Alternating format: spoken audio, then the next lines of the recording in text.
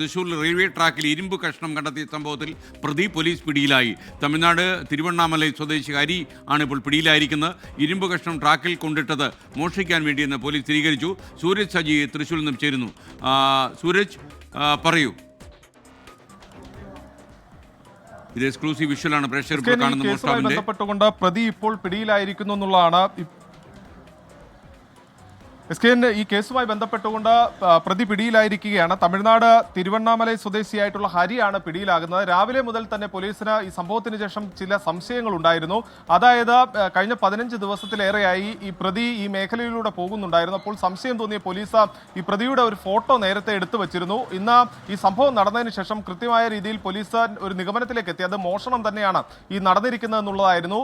അങ്ങനെയാണ് ഈ ഹരിയെ പോലീസ് 8:30 കസ്റ്റഡിയിലെടുക്കുന്നു. പിന്നീട് ചോദ്യം ചെയ്യുന്നു. ആദ്യ സമയത്തൊന്നും ഈ പ്രതി ഒരു കുറ്റസമ്മതം നടത്തിയിരുന്നില്ല. പിന്നീട് വിശദമായി ചോദ്യം ചെയ്തപ്പോഴാണ് പ്രതി കുറ്റം സമ്മതിക്കുന്നത്. അതായത് ഈ റെയിലിന്റെ ഒരു ഭാഗം ഒരു പകുതി മാത്രമാണുള്ളത്. അത് ഈ ട്രാക്കിലേക്ക് കയറ്റി വെച്ചാൽ ഈ ട്രെയിൻ തട്ടി അത് 2 കഷ്ണമാകും.